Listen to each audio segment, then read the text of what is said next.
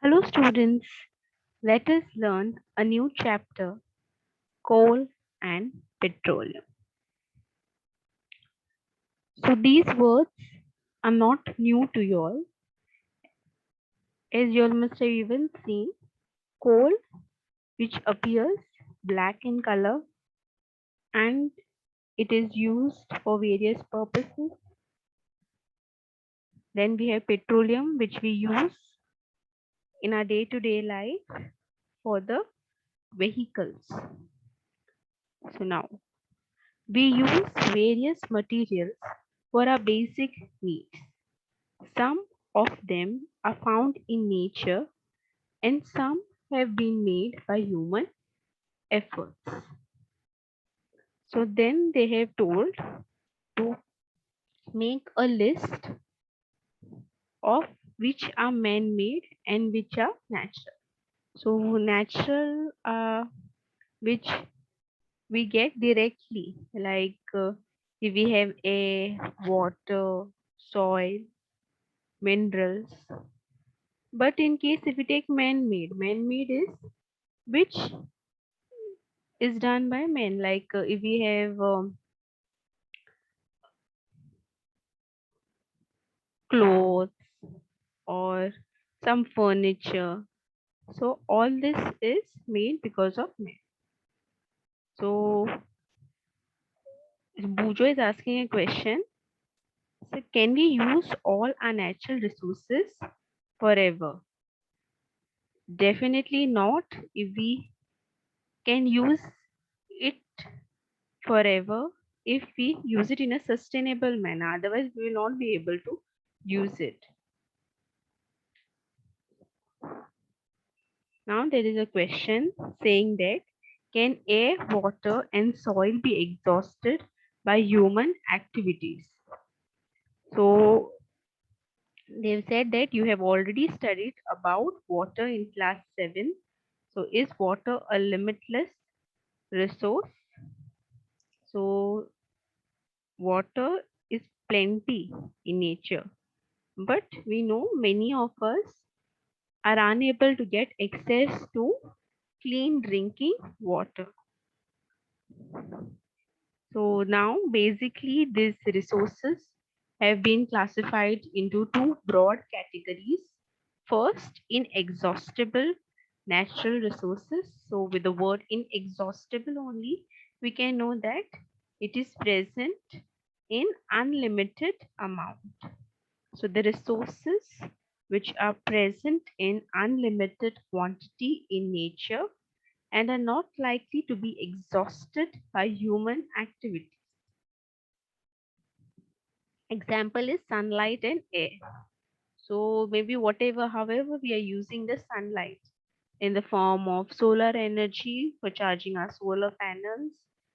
So with that, we are using that solar energy, the solar panels to we heat up water for cooking and air in the form of wind energy, windmills running and generating electricity.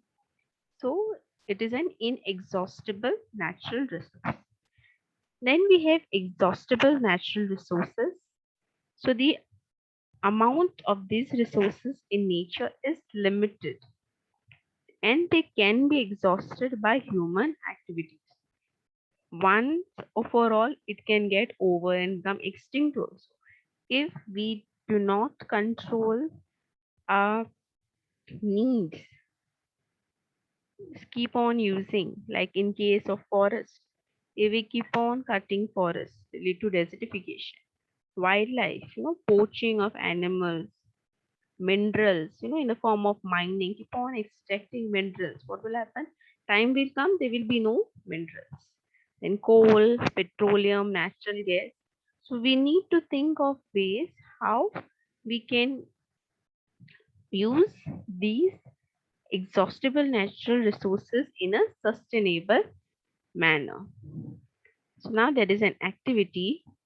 We need to take some containers and fill them with popcorn, peanuts, roasted grams, toffees, and we need to divide the students of groups of 7 each further divide each group into 3 subgroups containing 1, 2, and 4 students. So totally we need to take 7 students and then subdivide them as 1, 2, and 4. So we need to make 7 groups. Of the 7 groups, 7 students will be in the group, and then we'll subdivide. And then we need to label them 1, 2, 3. Okay. Now, these subgroups represent the consumers. Okay. Which was their 1, 2, and 4. So the subgroups represent the consumers as the population is growing. Second and third generations have large number of consumers. Put one full container for each group on the table. Ask consumers of the first generation from each group to consume eatables from the container of their group. Now, ask the second generation consumers from each group to do the same. Ask students to observe carefully the availability of eatables in each container. If something is left in the container, ask third generation from each group to consume it. Now, finally observe whether all the consumers of the third generation got the eatables or not. Also, observe if anything is still left in any of the containers. Now, with this activity, what will happen is, in case the first generation, whoever are there, if they consume more eatables, what will happen? The second generation consumers will have less. And in case they do not think of the third generation and they consume everything, the third generation will be left with nothing.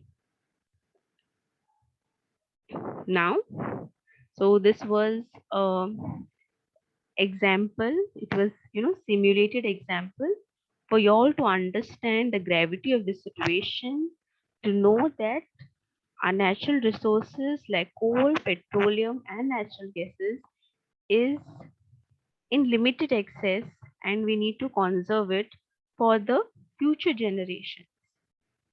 So in case we use it continuously, then what will happen? The next generation will be left with nothing. Okay. So now in this chapter, we will learn about exhaustible natural resources like coal, petroleum, and natural gas. So these were formed from the dead remains of living organisms. So the dead remains of the living organisms is what we call as fossils. You must have seen fossils, the bones and all those things. So because they are fossils, we call them as fossil fuels. So coal, petroleum, and natural gas, they are fossil fuels. So we shall learn more about them in the next class.